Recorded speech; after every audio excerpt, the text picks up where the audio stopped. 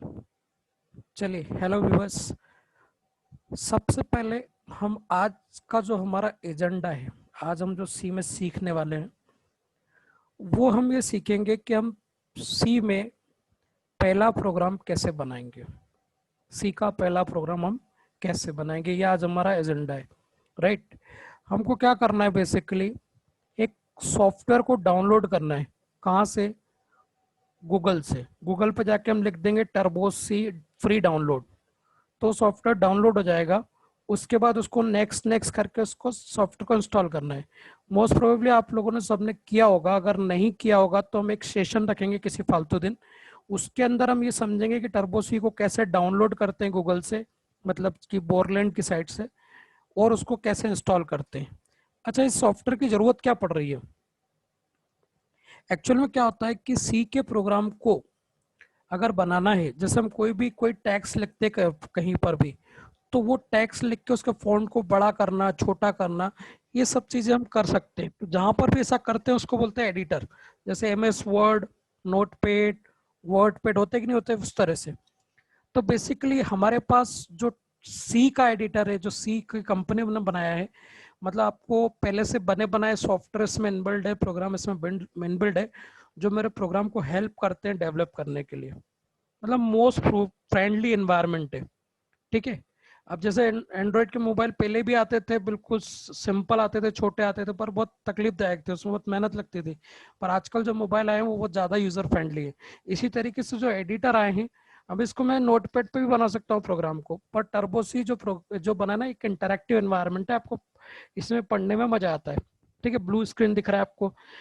तो बेसिकली आप समझ में आ गया कि टर्बो सी को डाउनलोड करना है। अगर डाउनलोड करके फिर चालू करोगे तो इस तरह का एक ब्लू स्क्रीन दिखाई देगा। इस इसको मैं बड़ा कर रहा हूँ, कैसे बड़ा करूंगा? उसके लिए कमांड होता है अल्टर इंटर। अल्टर के साथ में इंटर दबाना है अपने को। तो जैसे अल्टर इंटर दबाओगे, स्क्रीन क्या हो जाएगा, इसका बड़ा हो जाएगा, ये एडिटर बड़ा हो जाएगा। ठीक है। तो अल्टर इंटर दबाया मैंने, जैसे ही अल्टर इंटर दबाया स्क्रीन मेरा बड़ा हो गया। ठीक है। अब मुझे ये प्रोग्राम को बनाने के दो तरीके हैं। ये तो हमारा विंडोज ऑपरेटिंग सिस्टम है। अब विंडोज ऑपरेटिंग सिस्टम तो सब समझते हो आप, कि जब लैपटॉप हम खरीद के लाते हैं या हम कोई PC खरीद के लाते हैं, तो एक ऑपरेटिंग सिस्टम वो हमको डाल के देता है, या तो वो लाइनिक्स होता है, डॉस होता है, या विंडोज होता है। ठीक है।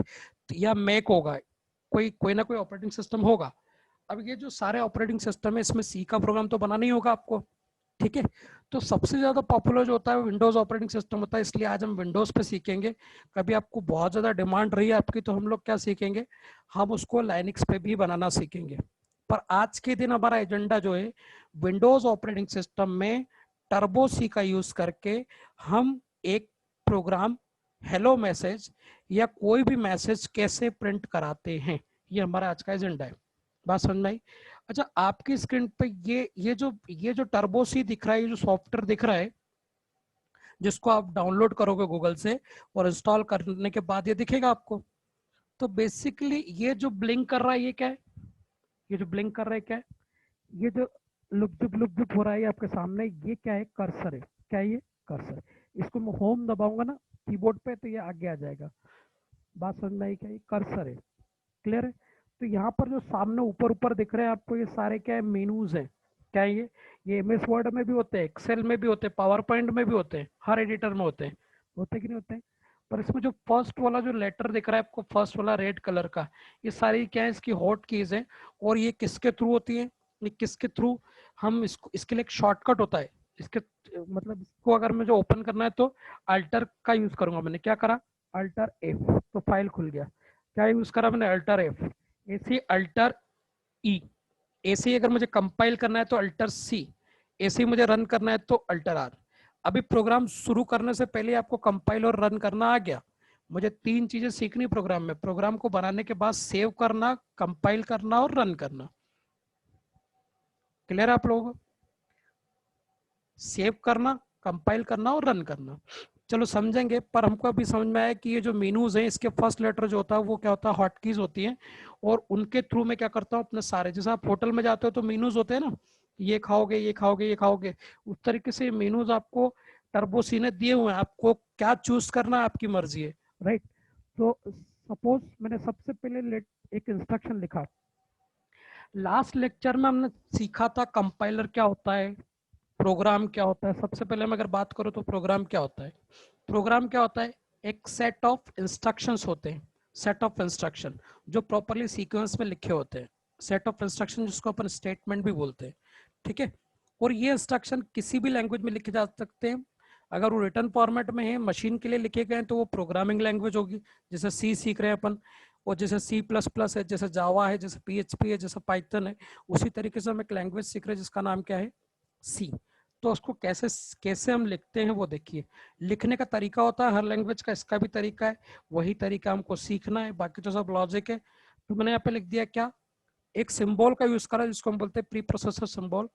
आपके कॉलेजेस में ये पूछते हैं क्वेश्चन कि ये सिंबल जो है वो किस चीज का है, ठीक है। इंटरव्यू में भी पूछते हैं ये जो सिंबल है किस चीज का है, जिसके आगे भी ब्लिंक कर रहा है ना कर्सर, तो ये जो सिंबल है ये बेसिकली, ये सिंबल किस चीज का है, ये प्री प्रोसेसर सिंबल है। क्या है ये, प्री प्रोसेसर सिंबल। क्या है ये, प्री प्रोसेसर सिंबल। इसके बाद हम लिखेंगे इंक्लूड। ये इंक्लूड क्या है, डायरेक्टिव है। ये इंक्लूड क्या है, डायरेक्टिव। इसके बाद मैंने लिखा लेस देन और ग्रेटर देन, और इसके बीच में मैंने लिख दिया क्या, हेडर फाइल का नाम। वो हेडर फाइल का नाम क्या है यहाँ पर, standard input output header file. ये फुल फॉर्म आपको पता होना चाहिए, क्योंकि पूछ सकते हैं आपसे इंटरव्यूज में कि stdio.h का फुल फॉर्म क्या होता है। और ये जो भी हेडर फाइल है वो हेडर फाइल हमेशा लेस देन या ग्रेटर देन में लिखी होगी। आपको थाउजेंड्स ऑफ लाइन का कोड लिखा है, आपको दूर से देख के समझ में आ जाएगा कि लेस देन और ग्रेटर देन में तो 100% क्या होगी, हेडर फाइल होगी। अब हेडर फाइल कैसे समझ में आया, दूसरा तरीका क्या है, उसमें .h लगाए।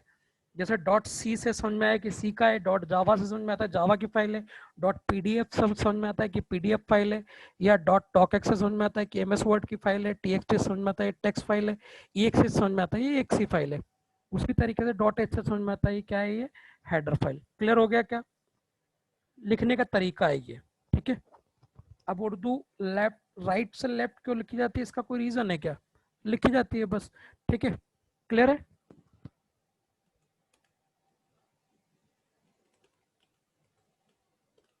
फिर से मैंने क्या करा, हेस लगाया, उसके बाद मैंने लिखा इंक्लूड। इंक्लूड मतलब डायरेक्टिव, डायरेक्टिव जो कि डायरेक्शन दे रही है किसको, प्री प्रोसेसर को, क्या करो, उसको क्या डायरेक्शन दे रही है कि इस हेडर फाइल को इंक्लूड करो। एक तो उसने इंक्लूड करा है standard input output header file को, और दूसरा वो क्या करा रही है, वो एक और हेडर फाइल इंक्लूड करा रही है, उसका नाम मैं दूंगा अभी, उसका नाम है console input output header file. ऊपर वाली का क्या था, standard input output header file, नीचे वाली का क्या होगा, conio.h file, that is console input output header file. ये दो चीजें आपको मैंने इंक्लूड कराई है, क्यों कराई अभी भी नहीं बताया, थोड़ी देर से बताता हूँ मैं आपको। मैंने क्या किया, ये जो कर्सर ब्लिंक कर रहा है यहाँ पर मैं एक और लाइन लिख रहा हूँ, व्हाइट। ये व्हाइट जैसे ही मैंने लिखा, देखो ये क्या हो गया, ऑटोमेटिकली व्हाइट कलर में आ गया है। मतलब ये प्री रिजर्व्ड वर्ड है, व्हाइट को मुझे व्हाइट ही लिखना पड़ेगा, क्योंकि प्री रिजर्व्ड वर्ड मतलब पहले से इसका कोई मीनिंग कंपाइलर के पास लिखा हुआ है। इसको लिखते से ही कंपाइलर को समझ में आ जाता है। जैसे अपने को नहीं समझ में आता है कि गो का मतलब क्या होता है, जाना, कम का मतलब आना होता है, वैसे ही हर लैंग्वेज में कीवर्ड होता है, उसका कुछ मीनिंग होता है। प्रोग्रामिंग लैंग्वेज में भी ऐसी होता है, हर कीवर्ड का एक मीनिंग होता है, पहले से डिफाइंड होता है। कम का मतलब, डाउन का मतलब, अप का मतलब। तो वाइट का मतलब होता है कि ये जो मैं लिखने वाला हूँ फंक्शन, ये फंक्शन कुछ रिटर्न नहीं करेगा, ये केवल क्या करेगा, डिस्प्ले करेगा। क्या करेगा ये, डिस्प्ले करेगा। अब मैंने फंक्शन का नाम लिखा। हमेशा एग्जीक्यूशन क्या होता है, सी के प्रोग्राम का एग्जीक्यूशन मेन से चालू होता है। जैसे किसी कंपनी में काम, जो काम धंधा जो स्टार्ट होता है वो सीईओ के केबिन से स्टार्ट होता है, डायरेक्टर के केबिन से स्टार्ट होता है। यहाँ पे लिखा मैंने करली ब्रैकेट, और करली ब्रैकेट के अंदर मैं क्या लिखूंगा, एक फंक्शन लिखूंगा, फंक्शन को कॉल करूंगा। एक्चुअली इसको बोलते हैं इन्वोक करना। क्या बोलते हैं, इन्वोक करना। मैंने लिखा प्रिंट, और मैंने लिख दिया एफ, उसके बाद लगाया ब्रैकेट, और मैंने उसको कॉल कर लिया। प्रिंट नाम से स्पष्ट है कि कुछ प्रिंट करेगा। कहाँ पे करेगा, कंसोल पे। अब कंसोल क्या होता है थोड़ी देर में मैं बताता हूँ। मैंने डबल कोट्स में लिखा, तो मैंने लास्ट सेशन में बताया था कि इसके बीच में हम जो भी लिखेंगे वो वहां पर कंसोल पे प्रिंट हो जाएगा। डबल कोट्स मतलब क्या होता है, डबल कोट्स मतलब किसी स्ट्रिंग को लिखना। जैसे मैंने क्या लिख दिया यहाँ पे, मैंने लिख दिया नमस्ते भाई लोगों। क्या लिख दिया मैंने, नमस्ते भाई लोगों। तो ये ऐसा कैसे कंसोल पे प्रिंट हो जाएगा। कंसोल क्या होता है मैं बताता हूँ अभी थोड़ी देर में, पर प्रिंट नाम से स्पष्ट है, प्रिंट फंक्शन। प्रिंट मतलब प्रिंट करने का फंक्शन। क्या प्रिंट करेगा? एक स्ट्रिंग जो लिखी हुई है, एक लेटर से ज्यादा अगर होता है तो उसको स्ट्रिंग बोलते हैं, और किसी भी लैंग्वेज में स्ट्रिंग को लिखने का तरीका ये होता है डबल कोट्स में। तो ये ब्रैकेट के अंदर जो भी लिखा होगा वो कंसोल पे प्रिंट हो जाएगा, समझ में? और ये जो है टर्मिनेशन ऑपरेटर, इसका मतलब क्या हुआ कि स्टेटमेंट पूरा फिनिश हो चुका है। कोई तकलीफ है किसी को? स्टेटमेंट, ये जो कॉलन लगा, कॉलन इसको बोलते हैं सेमी कॉलन। क्या बोलते हैं? एक होता है कॉलन और एक होता है, ये कॉलन है जबकि ये सेमी कॉलन है। इसका मतलब क्या होता है कि स्टेटमेंट खत्म हो चुका। क्या हो चुका? स्टेटमेंट खत्म हो चुका है। जैसे अपना हिंदी में फुल स्टॉप होता है, जैसे इंग्लिश में डॉट होता है फुल स्टॉप के लिए, उसी तरीके से प्रोग्रामिंग लैंग्वेज में कॉलन का यूज करते हैं स्टेटमेंट को खत्म करने के लिए। क्लियर है? यहाँ तक कोई समस्या? तो इतनी चीजें मैंने लिख दी, एक प्रोग्राम बना चुका मैं, सी का पहला प्रोग्राम। और मुझे इसका क्या करना है, अल्टर एफ का यूज करना है और इसको मुझे सेव करना है। तो या तो मेरे पास एक तरीका है कि F2 का यूज करूं और सेव कर दूं, या फिर अल्टर एफ में जाके सेव कर दूं। बात समझ में आई? प्रोग्राम को सेव करना है, सेव आप इमेज वर्ड में सेव करते हो कि नहीं, उसी तरीके से यहाँ पे भी सेव करते हैं। तो सेव करने का तरीका क्या है? या तो मैं अल्टर एफ सॉरी F2 कर दूं, या फिर मैं अल्टर एफ में जाके सेव कर दूं। क्लियर है? फिर हम जाते काय में, कंपाइल में। कंपाइल करने के लिए मुझे अल्टर पहले सेव करा क्या मैंने? नहीं करा। तो सेव कैसे करेंगे? अभी सीपीपी दिया हुआ बाय डिफॉल्ट। सीपीपी क्या इसका होता है? सी प्लस प्लस का एक्सटेंशन होता है। जैसा हमारा सरनेम होता है तिवारी वर्मा, ठीक है, उसी तरीके से यहाँ पर फाइल का सरनेम क्या होता है, उसको बोलते हैं एक्सटेंशन। तो c.pdf.exe, इस तरीके से किसी फाइल का सरनेम होता है cpp.java.php। बात समझ में आई? तो ये फाइल का सरनेम है, और यहाँ पर मैं लिखूंगा उसका नाम। जैसे मैंने यहाँ पे लिख दिया ग्रीटिंग्स, क्या नाम लिख दिया? ग्रीटिंग, ग्रीटिंग्स डॉट सी, या कुछ भी नाम दे सकता हूँ, कोई टेंशन लेने की जरूरत नहीं। ग्रीटिंग्स मतलब किसी को वेलकम वगैरह करना, ठीक है, हाय हेलो करना। तो ग्रीटिंग्स डॉट सी नाम दे दिया उसका मैंने, और उसके बाद मैंने ओके करा, ठीक है। अभी मैंने कंपाइल नहीं किया, मैंने केवल सेव किया, ध्यान रखना। तो पहली स्टेप, 4 स्टेप में प्रोग्राम बना रहे हैं अपन। पहले सोर्स कोड लिखते हैं जिसको हम प्रोग्राम बोल रहे हैं। ये पहला सोर्स कोड लिखा, उसके बाद मैंने उसको सेव किया अल्टर F2 सॉरी F2 से, या अल्टर F में जाके सेव किया। अब मैं क्या करूंगा, उसको कंपाइल करूंगा। क्या करूंगा? कंपाइल। तो उसको कंपाइल करने का तरीका कितने, 2 तरीके हैं। एक तो या तो मैं अल्टर F9 करूं, क्या करूं, अल्टर F9, या फिर मैं अल्टर C करूं और मैं इंटर मार दूं। ये कर दिया मैंने।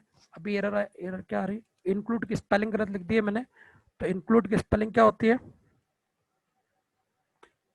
हाँ, सेव करा, इंक्लूड की स्पेलिंग गलत लिख दी थी। फिर उसको मैंने कंपाइल किया। कंपाइल करने के बाद देखिए आप, जरा सक्सेस आया, वार्निंग एक भी नहीं है, एरर एक भी नहीं है। ये मैंने बनाया इसलिए सही साथ चल रहा है, आपको स्टार्टिंग में दिक्कत आ सकती है। तो मैंने इसको कंपाइल किया, कंपाइल करने के बाद सक्सेस आया। तो अब ये मतलब इस सोर्स कोड का मशीन स्पेसिफिक कोड बन चुका। इसका क्या बना होगा, सोर्स कोड का बाइनरी कोड बन रहा होगा। क्लियर है? अब मैंने इसको जब करा कंपाइल, तो इसके बाद मैं इसको क्या करूंगा, अल्टर आर से इसको रन कर दूंगा। क्लियर है? तो मैंने इसको रन करा, या कंट्रोल F9 भी कर सकता हूँ। रन की जगह क्या कर सकता हूँ मैं, कंट्रोल F9 भी कर सकता हूँ, अल्टर आर या कंट्रोल F9। कंपाइल कैसे कर रहा था मैं, अल्टर सी या अल्टर F9, और रन कैसे कर रहा हूँ मैं, कंट्रोल F9 या फिर अल्टर आर। बात समझ में आई क्या? ठीक है। अब मैंने क्या करा, इसको रन कर दिया। रन करा तो स्क्रीन क्या हो गया, मिली सेकेंड्स में गायब हो गया। स्क्रीन दिखना चाहिए था पर नहीं दिखा। अब मैं उससे पहले आपको एक चीज क्लियर कर दूं कि ये जो आपको ब्लू स्क्रीन दिख रहा है, ये ब्लू स्क्रीन क्या है बेसिकली, ये ब्लू स्क्रीन क्या है, ये टर्बोसी का एडिटर जो फ्रंट पे दिखता है वो एडिटर होता है ब्लू स्क्रीन। कॉपी में लिख लो आप चाहो तो, ब्लू स्क्रीन मतलब एडिटर। और जब मैं इसको रन करता हूँ तो एक काला स्क्रीन दिखाई देता है, उसको हम बोलते हैं कंसोल। तो इनपुट जिसपे दिखाई देता है, जिसको हम ब्लू स्क्रीन भी बोलते हैं, उसको हम बोलते हैं क्या, एडिटर। और जहां पर आउटपुट दिखाई देगा काला स्क्रीन, उसको हम बोलेंगे कंसोल। बात समझ में आई? तो 3 नाम याद रख सकते हैं, ब्लू स्क्रीन या फिर एडिटर, या फिर आपका फ्रंट में जो दिखता है वो। क्लियर है? जिसको हम एडिटर बोलते हैं। क्लियर? ऐसे आउटपुट जहां पे दिखेगा उसको बोलेंगे ब्लैक स्क्रीन। वो अभी दिखाई नहीं दिया, क्यों? क्योंकि मैंने स्क्रीन को रोका नहीं, है ना। तो स्क्रीन रोकने के लिए भी एक फंक्शन, बना बनाया फंक्शन यूज करते हैं हम। जैसे हम प्रिंट एफ यूज करा हमने, वैसे एक फंक्शन होता है जिसका नाम होता है गेट सी एच। क्या नाम होता है? गेट सी एच। और ब्रैकेट लगाए तो अलग ही समझ में आ रहा है। हमने लास्ट सेशन में भी पढ़ा था कि छोटे वाले ब्रैकेट से क्या समझ में आता है कि ये क्या है, फंक्शन है। छोटे वाले ब्रैकेट से क्या समझ में आता है, फंक्शन है। और ये बना बनाया फंक्शन है जिसका कोड पहले से लिखा हुआ है, ठीक है। तो गेट सी एच से क्या होगा जरा समझना है।